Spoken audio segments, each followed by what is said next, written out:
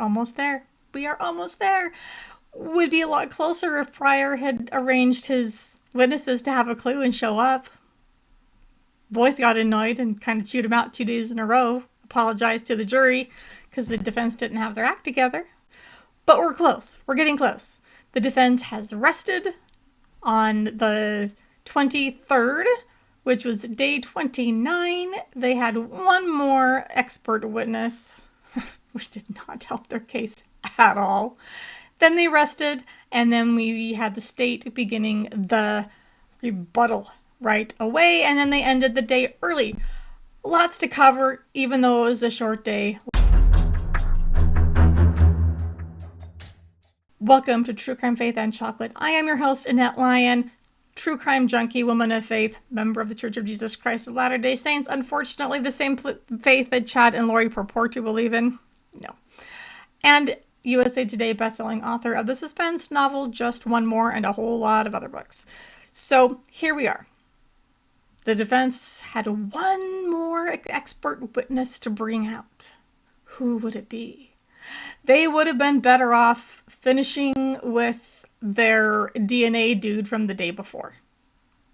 Honestly, he was a much better witness. At the very least, he kind of put that little kernel of, oh, there wasn't any of Chad's DNA in some of these places, which it didn't do much for the defense, but at least it's like, well, if he wasn't there, even though this is a circumstantial case, it's also a conspiracy case. It doesn't matter if Chad lifted a finger, if he planned Tylee and JJ's death and was part of executing any of it, he's guilty. Just like Lori was found guilty of conspiracy to murder Tammy. Doesn't matter that she wasn't there when it happened. In fact, she was in Hawaii. Doesn't matter. Doesn't matter. So, yeah. But our final expert witness for the defense, again, the one that did not do them any good, was Dr. Eric Bartelink, forensic pathologist. We've had a forensic pathologist testify for the state. This one came to testify again for the defense. Essentially, he talked about the various bones that were missing from Tylee's body. I don't think he really even touched on JJ. It seemed to all be about Tylee's remains and how we had certain bones that were missing. The fact that maybe the FBI team just didn't find them was irrelevant, I suppose, or that maybe they burned up or were crushed or who knows what. He talked about how you'd need more fuel and just the body. You'd have to have gasoline as well as, say, wood or something like that. It would take hours to burn. All that Pryor got out of it, essentially, was him saying that, yeah, it's possible Tylee was burned somewhere other than the Daybell property before she was buried. And then transported there later. Maybe. We don't know. How's that for a great witness for the defense? Instead, though, from what I understand, from everything I've seen about those who were in the courtroom, they said that it was a heartbreaking testimony because if there had been doubt about how cruelly Tylee was killed before, that's gone now. He testified to sharp and blunt trauma that we hadn't heard in as much specifics before. I wrote this down. He testified, I don't think we'd seen these numbers before, that there were 18 sharp wounds on the bones that we still have of Tylee, and 16 blunt. 18 sharp and 16 blunt wounds on her bones. Her jaw was broken in 6 places. Several ribs were broken, and there was also a wound to her sternum. Now, none of that sounds like it was the kind of thing that would have been done in the process of burning or dismembering. It sounds like it was done before she died, that she was putting up a fight. Can you imagine her jaw broken in 6 places? Yes, Chad is as evil as we could possibly imagine. He is just that evil. And if Alex did some of this, which I imagine he did, it was, Tylee's a zombie just like Charles was. Because if you recall, Zulema testified weeks ago that after she learned about Charles's death, she went to Alex and said, "Are you okay?" And he said, "Yeah, why?" And then she said, "Because you just shot someone." He said, "I didn't shoot a person, it was a zombie." That was Charles. I cannot imagine the terror in Tylee's heart when her uncle Alex was trying to kill her, someone she loved, and Chad. I can't, and I can't let my brain go too close to that because it's just too horrifying. After Dr. Bartelink left the stand, then we heard officially the defense rested and that Chad would not testify on his own behalf. No surprise there. Then there was a hearing outside of the jury's presence debating a couple of witnesses that the state wanted to recall. The one that jumped out at me most was a Deputy Coulter Cannon. He is the one who responded the day of the 911 call when Tammy reported an attempted shooting. What Pryor wants to make us think was a paintball gun, but we know was actually Alex with the AR-15. And Joe Murray, Emma's husband, so Emma is Chad's daughter, and they live just diagonally across the street. When Joe testified, he said very clearly that Deputy Cannon had falsified his report and put things in there that were intentionally wrong. He didn't use the word liar, but he might as well have. And that was regarding whether Deputy Cannon had gone into the Daybell home, whether Tammy had shown him pictures on the computer of the kind of gun she thought might have been aimed at her. None of that was in Deputy Cannon's report. And again, Joe Murray, Emma's husband, said that he falsified that. He deliberately put false information. Now, after Deputy Cannon was done testifying, he was released from his subpoena, and that meant he was allowed to watch the trial. And he did watch some. And that is how he found out about Joe's testimony. And he went, "Hold up. I didn't falsify anything, and I would like to clear my name, and the jury needs to hear that I did not lie." So they wanted to bring him back on the stand.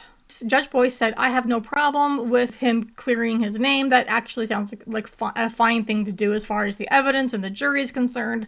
However, he did watch some of the trial, and so what he watched may have tainted his testimony, so I can't let him come back on the stand." So that was sad and kind of upsetting for a lot of people, but we get it. And I'm glad that Boyce is being as fair and impartial as possible, because that's what we need to make sure Chad cannot have anything overturned on appeal or anything like that. So then we had our rebuttal witnesses take the stand. We had 3. The first was Lisa Marie Jensen, who worked at the school with Tammy and Emma. She considered both Tammy and Emma to be friends. She testified to Tammy's health, how she used her Fitbit. She talked about her personality. Pryor on cross tried to bring up that she being an introvert is somehow, again, not having friends and being a hermit and socially awkward again. Give me a break. That's not what introversion is. So Lisa Marie, she would meet with Tammy and other friends. They would talk about books they like to read. They would sometimes have lunch together. She revealed something new, that Emma had told her the doctors think my mom had died of a blood clot. That's something we had not heard before that Emma was telling people. One more inconsistent story from the Daybell child. Surprise, surprise. Hardly. Ooh. And Pryor on cross tried to make it sound like, oh my goodness, why should we believe that Emma told you any of this stuff? Because that's such a personal thing. How her mother died is so personal. And I'm thinking, okay, actually, when someone passes away, one of the first things people say is, what happened? Whether or not it's an appropriate thing to be asking, that is a human curiosity. What happened? Oh my goodness, especially if it's someone who was healthy and young. Tammy was only 49 and very healthy. Of course people will say what happened. They will assume, oh, it was a car accident or some weird freak thing. Of course she would ask what happened, and then of course Emma would tell her. She's a friend. Nice try, Pryor. You could tell as the rebuttal witnesses went on that Pryor was getting more worried because he was turning into his little yappy dog self, objecting over ridiculous things. His tone got sharper. He got really upset on our next witness, which I felt so bad for the poor kid. His name was McKay Abeglin, and he worked at the haunted mill place with Garth when Tammy died. And Garth were not very close friends. They had worked with each other at the haunted mill for several years. It's a seasonal attraction, and they had worked, though he described it on the stand as working in the room next to each other. But then in an interview later, I saw him say that they were only separated by a curtain. So it wasn't really separate rooms, unless it's in the sense of a room where you get scared in this area and then just different areas of the haunted mill place. They would have downtime where they could chat and whatnot, and he said that Garth was gone from work over the weekend. His mother died. He came back. He expressed his condolences over Garth losing his mother, and then Garth told him what had happened, which does not jibe with what we have heard from Garth. Garth's story has changed, and as we learned when Garth testified, there was actually a grand jury convened debating whether to charge him with perjury, because his story did keep changing. They did this probably because they could not prove perjury, but that doesn't mean it didn't happen. He told me it was the following weekend after his mom's passing. He talked about that. What do you recall him telling you about that?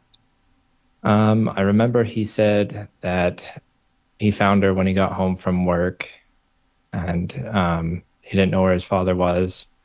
And I don't remember if he said that she was in the bed or next to the bed, but she said she was kind of pale and her lips were blue.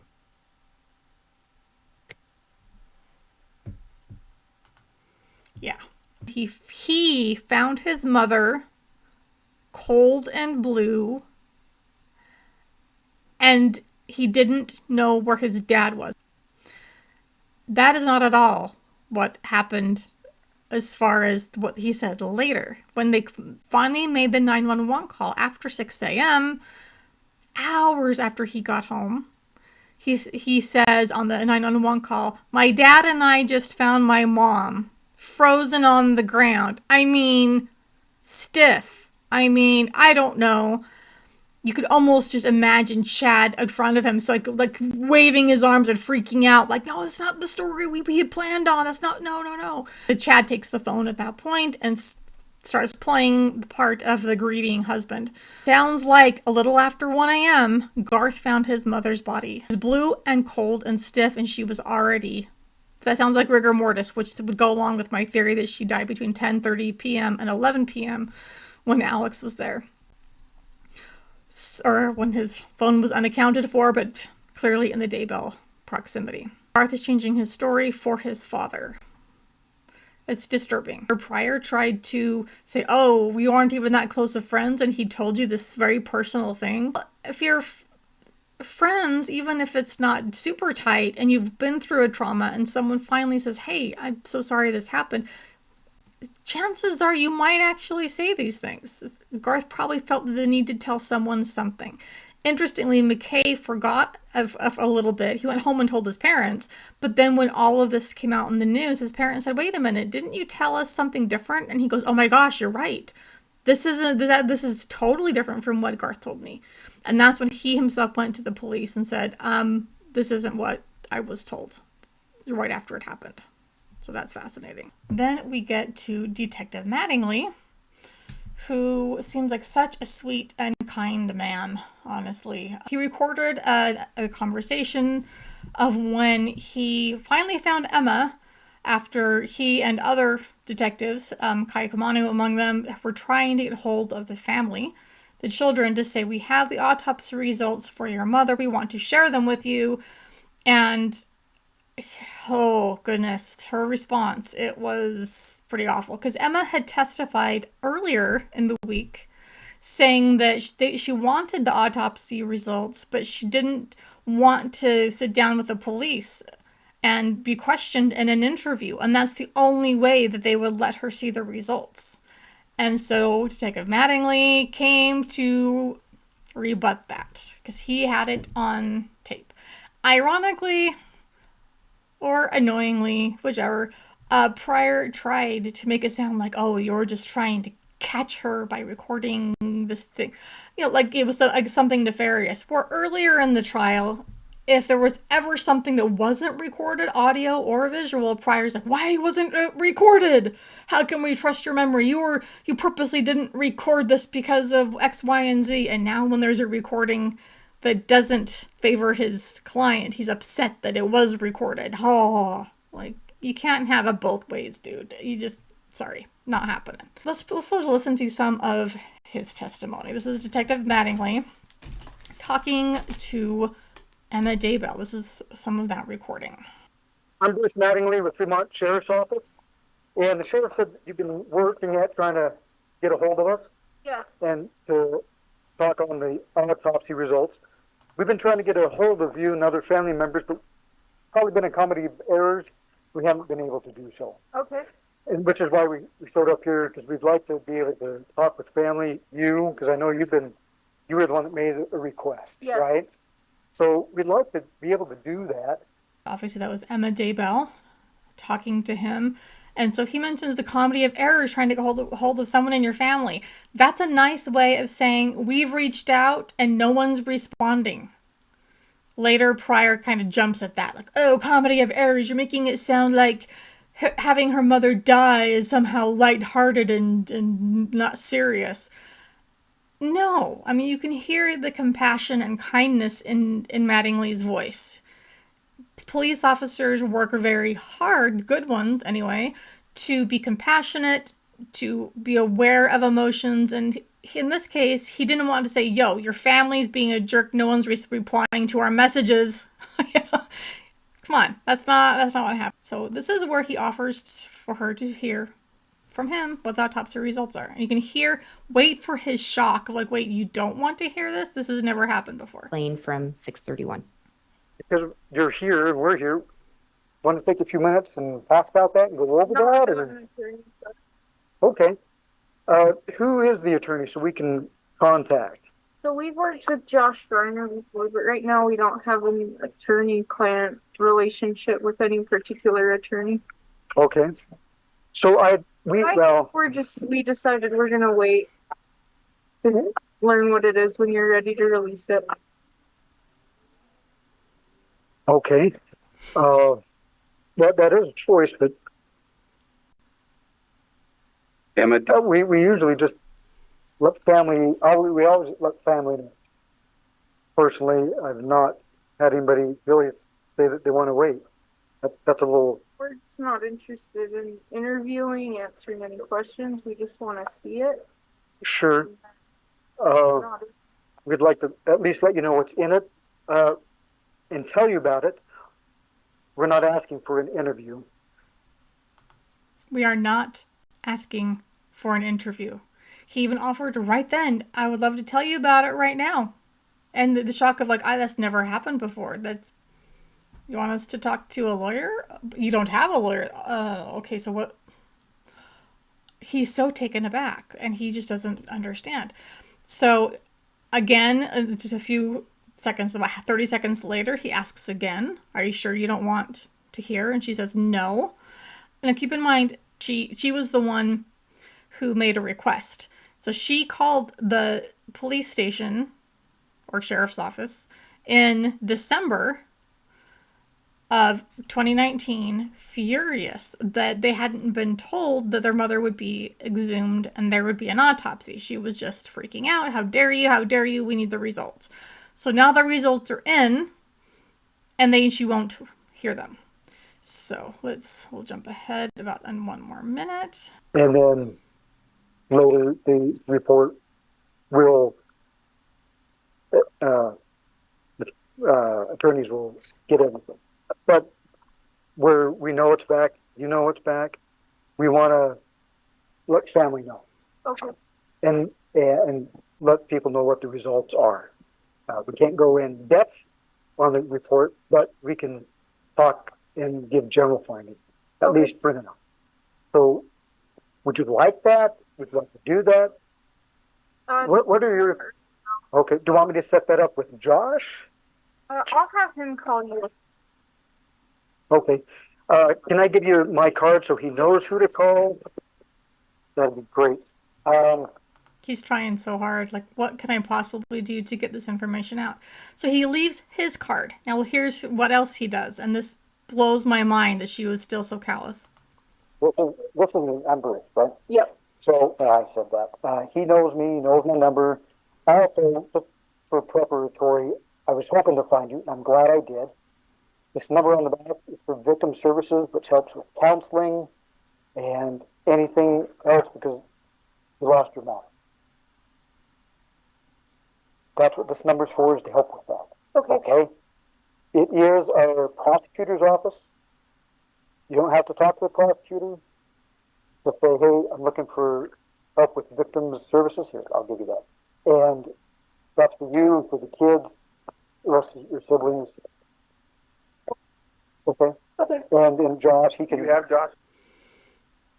Very specifically. He said, here's information about victim services for you and your siblings. For counseling, it's all free. Okay, fine. Yeah, whatever. I do not understand. Yeah, Mattingly made it clear that he couldn't just hand over the report. He couldn't go into depth because there was still an investigation going on. But he wanted to give them the overview of what happened. She refused multiple times. You don't have to answer any questions. This is not for an interview. Here are resources for you and your siblings. Nothing. Absolutely nothing. And yeah, the shock in his voice is something that just blew me away. Prior, long story short, he knows he's screwed. He sounded, the more illogical he sounds, the more he throws out dumb objections that make no sense.